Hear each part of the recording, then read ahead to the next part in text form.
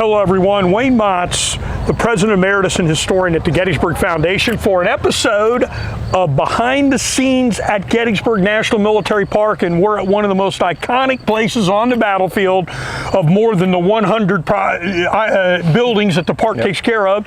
I'm with Chris Gwinn, the Chief of Interpretation and Education here at Gettysburg National Military Park. And Chris, why don't you tell everybody where we are? Yeah, happy to do it, Wayne, and as always, thank you for allowing me to come out and join you out on the battlefield.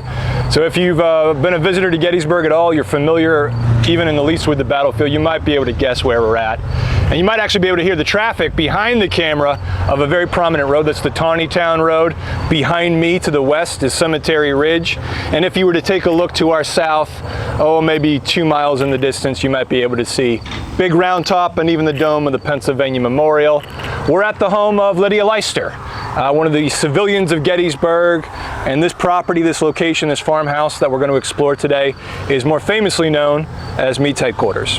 It would be here on July 2nd, 1863 that George Gordon Meade, commander of the Army of the Potomac, would establish his headquarters during the Battle of Gettysburg. And so this becomes ground zero. This becomes the nexus of this massive Army of the Potomac engaged in one of the climactic battles of the American Civil War. So you couldn't pick a more iconic location on this battlefield.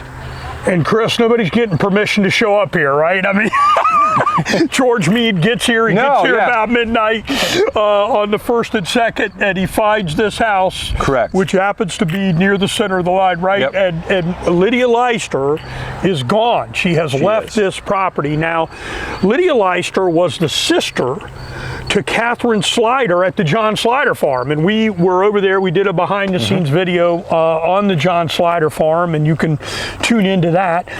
Lydia Leister is also the sister of David Studi, who had a home here on Cemetery Hill, and she is a widow. So her husband dies December 11th, 1859. He's buried in Evergreen Cemetery, James Leister. And Mrs. Leister buys this property in 1861. She pays about $900 for it, and she will move into this. She has 6 children, but some of the older children, at least one, are gone, aren't here. We know that she has some young girls in this property right before the battle, and then she flees. So this is going to be used by Meade from midnight, let's say on the 1st, I think, through the 4th when he goes down? I don't know the exact. Well, we do know that on the 3rd he has to abandon his headquarters because of obviously the artillery bombardment. We're very close to the Union line on Cemetery Ridge, so well within the overshots that are occurring during Pickett's charge. Yeah, and then he'll move later to go down Baltimore Pike. He goes to a different headquarters later on. It is the house and barn, and this is one of the earliest in-holdings for the Gettysburg National Military Park, right, Chris? That's correct, I mean, this is really, really early, and it's my understanding that this was occupied till the 1880s, and then it was sold. Mrs. Leister sold it to the Gettysburg Battlefield Memorial Association, and when it was sold, it was turned over in 1895 to the Gettysburg National Military Park, to the War Department. Correct. Now, the barn and house were both expanded. They were enlarged, and the Park Service has done a great job. Chris, this work has been ongoing, right? I mean, for rehabilitation of this property for a lot of years. Yeah, when you have anything as large as Gettysburg National Military Park, the dozens upon dozens of historic buildings, it takes a tremendous amount of work, and the rehabilitation process is obviously ongoing. So you need to replace the roof, you need to replace the fencing, you need to take care of these historic buildings so that you and I can come out and talk about Lydia Leister and George Meade. And the building's still here. The site is still here. Now we're going to go inside the building, which had like 2 rooms in the bottom floor. It's a very small house at the time of the battle. We're going to go inside there, and we're going to talk a little bit about the inside of the home. Of course, the very famous Council of War that General Meade has on the evening of July 2nd is inside here for the 2nd. But Chris, it's actually open the day we're filming this. That's correct. Because the Park Service has a program called the Ambassador Program where they open up some of these properties. Why don't you tell us a little bit, and let's make sure we get that for people to Absolutely. understand. So, as Wayne was mentioning, we started the Battlefield Ambassador Program earlier this year, and this is an attempt for us to allow visitors tours to access the interiors of some of these historic homes on the battlefield. It's run entirely by volunteers. So when you come to Gettysburg, you may encounter a volunteer who's opened up the Lydia Leister home to the visiting public, and you can come in and explore the home. The Lydia Leister home is open, the James Warfield home is part of this program, the McPherson barn out on the First Day's battlefield is part of this program, and one of Lydia Leister's neighbors, Abraham Bryan, who has his house at the top of the ridge, that is also opened by the ambassadors. And that's put on the park website as when that's, and that's since it's volunteer run, you have to have volunteer labor to be able to do that. So you need to go to the calendar at the Gettysburg National Military Parks website, right, Chris? That's correct. And look and find out when this might be open. All right, so this is a place, we're going behind the scenes because we're going to go in and we're going to get some narrative that goes with it. But this is a place that you can actually come and visit thanks to the volunteers in the Ambassador Program for Gettysburg National Military Park today. I just want to mention some about the devastation of this property because unfortunately, as you mentioned, Chris, for Pickett's charge, it sits right behind where this line of artillery shells are coming into this property. General Meade has to flee. His chief of staff is wounded here. Horses are dead all over here. And we've got some interesting accounts of this place immediately after the battle.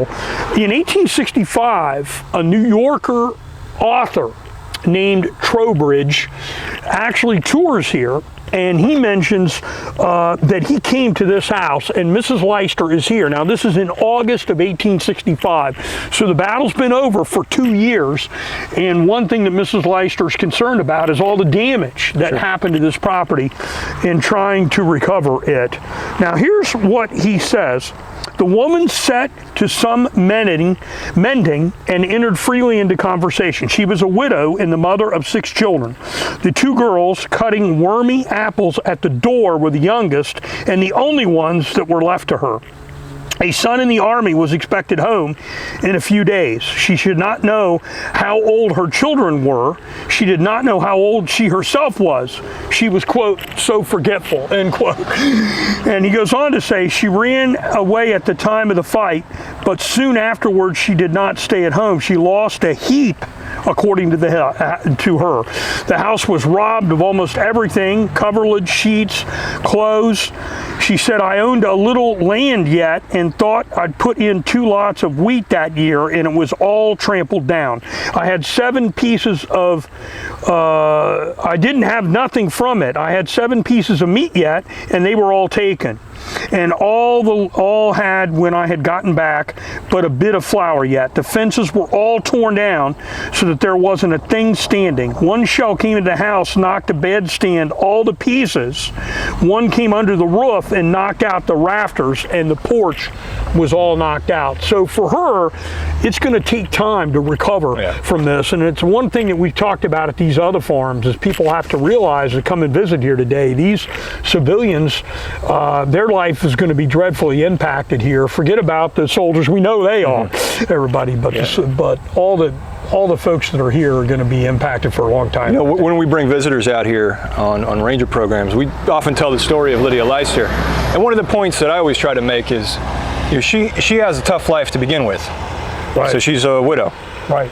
She's a single mom, and she's a farmer. And if anybody's ever tried to tend their own garden, there's some small idea of how difficult that is. Yeah. And so she's got a difficult existence to begin with, never mind the impact, obviously, of the battle and the fact that George Meade sets up his headquarters on her property. And we've got to remember, this is a lady that's older. There's no social net like we have today. Her husband now, she's trying to make a living because this man dies. Her husband's about, I think he's 51 when he dies in 1859. So she's got to take care of these younger children. When he died, the youngest child I know was like 3 years old. So at the time of the battle, she's got some younger children that are here. Well, Chris, we want to take some time. We want to go inside the house. We want to have Sarah do some filming of it and talk a little bit about it in there. So let's adjourn to inside the home. All right, everyone, we just moved inside to the Lydia Leister home. It had 2 rooms in this small little home. We're inside probably the most famous of those 2 rooms. Chris, and I can't imagine all the activity going in and out of here during the time of the battle. All the staff officers, everybody outside. This is going to be the busiest place. Mrs. Leister would have never guessed how busy this place would have been during the time of the battle. It's probably the busiest place, in competition with Lee's headquarters on any place on the battlefield. But something unique happened here on the evening of July 2nd. So why don't you mentioned a little bit outside. Why don't you talk a little bit? Yeah, one of the reasons that this house is so famous is because George Meade established his headquarters here. And especially because on the evening of July 2nd, second day of the battle, George Meade will assemble his surviving corps commanders here in this small room to hold a council of war. So they're going to discuss, Wayne, what happened that day, what the plan should be tomorrow, how to react to what's happening here on the battlefield. And so if you ever have the chance to come into this space, it's not big, Wayne, it's small.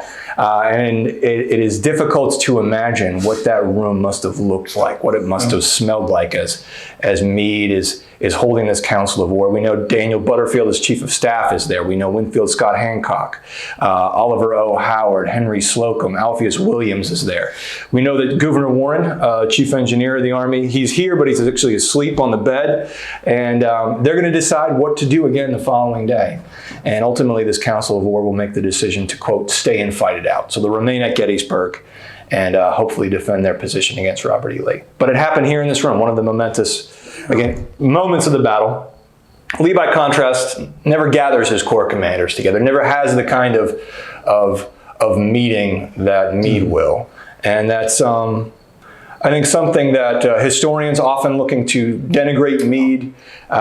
This is an example of, I think, of an effective Army commander talking about the situation on the battlefield and making informed decisions. Lee, I think you could ping him for not doing something similar. I agree with that. I mean, I'm sure we're going to get. I'm sure we're going to disagree. You can I'm sure we're going to get a lot of comments on that, but I call it good leadership. Yes, exactly. He's called the people together. You don't have, as you mentioned, you don't have that on the Confederate side. Lee go visit Ewell separately, then he's over here to visit, but he doesn't have all that around. They've got a staff officer. So I don't, some historians, I guess, and some folks who focus on leadership talk about that it's a weak point that you've got to call everybody together and get their opinion. And believe me, Meade had his mind. He knew what he wanted already.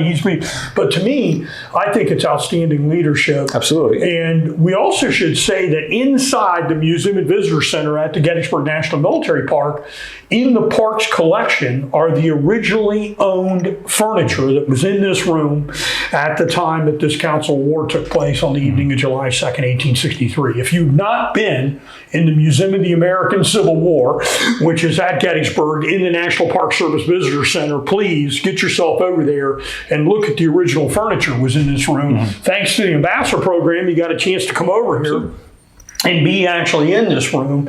But you want to go over and you want to take a look at that. I can't imagine.